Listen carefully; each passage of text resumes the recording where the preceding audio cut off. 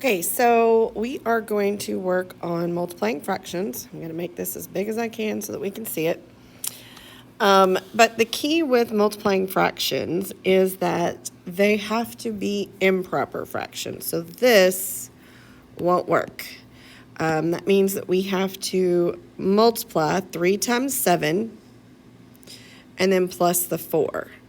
I can go through the whole reason of proving why that works, but hopefully have taught that at a different time.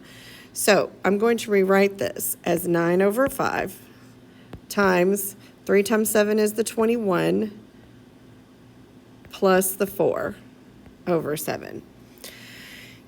This right here is your 3. If I do 21 divided by 7, I get my 3 back. That is the reason why. And we've spent other days, hopefully, reviewing that. So we'll continue on. 9 over 5 times 21 plus 4 is 25 over 7. Now, the main goal of this lesson is to try to make the math simpler so that there's less simplifying later. So what we're going to do is we are going to look across to see if they have any factors in common, which means are they both divisible by the same number? Divisible, dividable, whatever word that is. Well, since 5 is a prime number, the only option I have would be 5 divided by 5. So if 25 works and I can divide it by 5, then I'm golden. And it does in this case. So 5 divided by 5 will become 1, and 25 divided by 5 will become 5. So let's try the other direction, 9 and 7.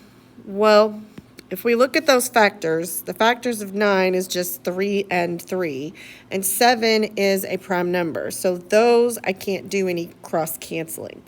So for my brain to stay organized, I'm going to rewrite it as 9 over 1 times 5 over 7.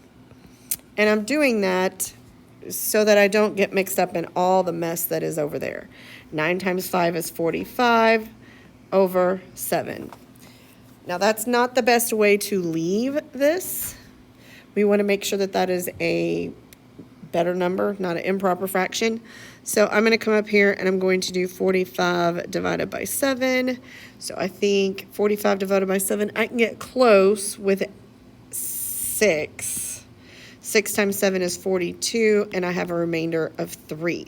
So that 3 will go over top of the 7. So my final answer is right there for that problem. Take a pause, ask me questions, and then we're going to go on to the next one. Okay, going on to number 2. Same situation, I have to make this an improper fraction. At this time, I'm just going to, 4 times 2 is 8, plus 3 is 11. So that 4 and 3 halves becomes 11 halves times 15 over 11. I'm going to look. Well, that has something in common of the 11, so I can just simplify. That becomes 1, that becomes 1. So multiply across the top, 15 over 2. Then I have to simplify that. 15 divided by 2 is 7. Remainder, 1. So that 1 goes over top of the 2. Final answer is 7 1/2.